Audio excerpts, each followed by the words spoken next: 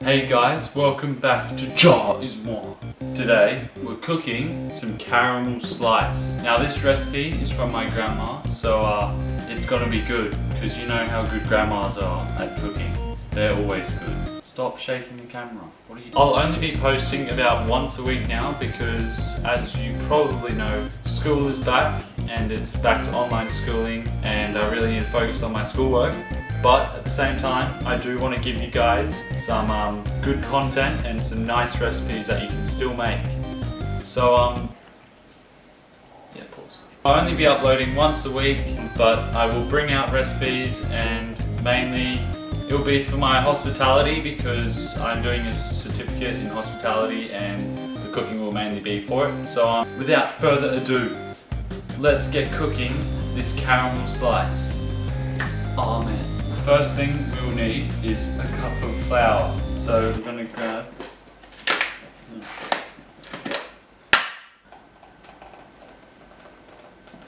So now you're zooming down on that.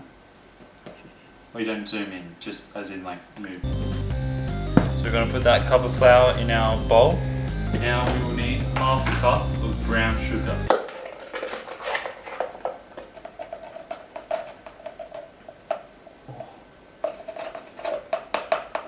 Just half a cup of brown sugar in there, and then we also need half a cup of this desiccated coconut, like this.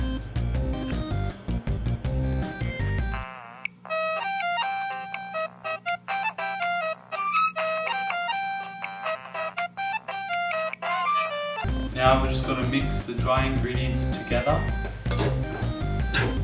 Make sure they're all mixed in nicely.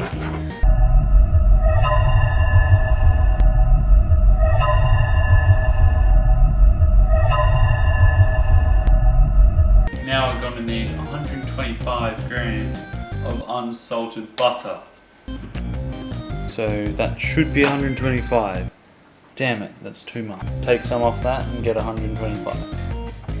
125 grams we're going to put in our measuring jug, and if you walk over with me, we're going to put it in our microwave until it's fully melted. Now we're going to grab our butter ebby and we're going to put our butter into our mixture we just made, all in there. And now I'm going to mix it with our spoon to make our base. Make sure you get all the dry ingredients mixed with the butter.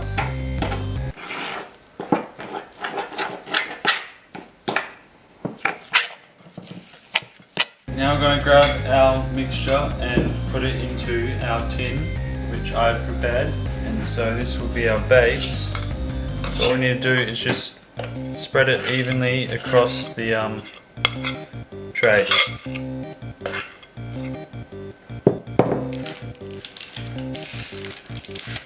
I transferred it from this rectangular tray into a square one so the base would actually fit on the bottom. You would probably want to find a smaller tray so then your stuff would fit in there. And you just got to flatten it down so you have a nice solid base. And you also want to preheat your oven to 180 degrees.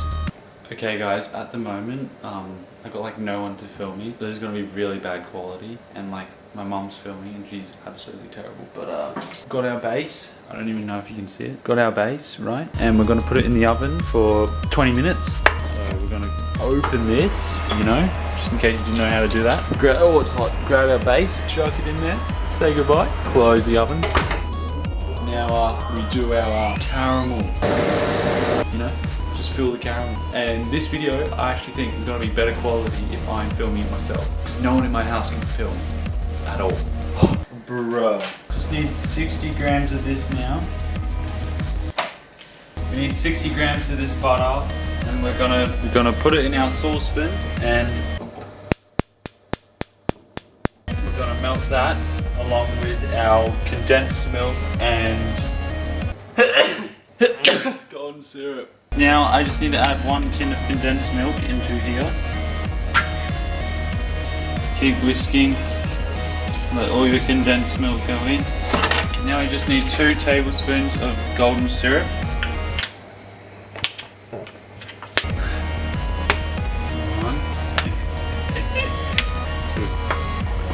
And keep whisking. Let's start. Then once you finish whisking, it should look like that. And just take it off the heat and pour it straight in once your base has been baking for 20 minutes.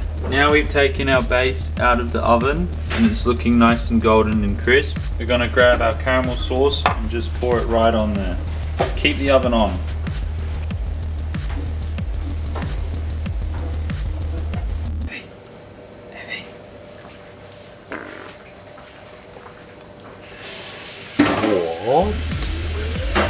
Now we're going to put this back into the oven for another 12 to 15 minutes.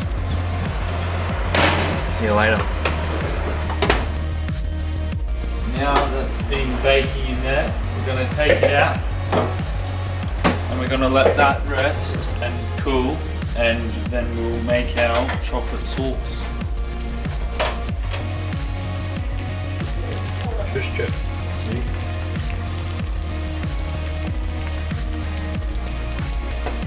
Is it possible for someone to help me cut this? So to finish off, we're going to make the chocolate that goes on top with 125 grams of cocoa. Now we have our 125 grams of cocoa. We're going to put it in the same saucepan. We're going to melt that all again with our drinking chocolate. All we'll need is 1 cup of drinking chocolate. So just a cup of this in there once that's all melted. Just a little whisk. Yeah.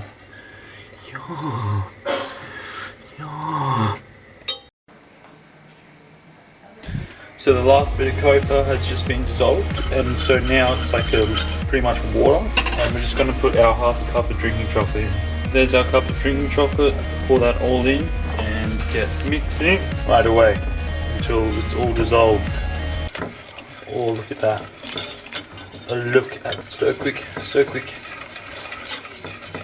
Just keep whisking until it's nice and smooth and it's not really grainy. Capiche. Now I've just finished stirring that all in. Quickly before it gets too cool, add it to our cooled caramel and base mixture like this. Oh. So now that's been finished, all added on, looking smooth. We're gonna let that set in the fridge for a while, maybe overnight would be a good idea. And then you should have a good caramel slice. So let's wait a couple of hours. That tail wag. So just woke up and it's a school day now. So I'm just gonna cut it open now that it's been in the fridge and set overnight. Did have a little crack in the middle, I don't know how. But now I'm just gonna try and slide it out. Now I'm just gonna try and cut it. Ooh, that's one nice slice. I've already had one and that is so good. Compared to my grandma's, hers is obviously still way better, but this is the closest thing to her great cooking as I could get. So hope you guys enjoyed. Peace.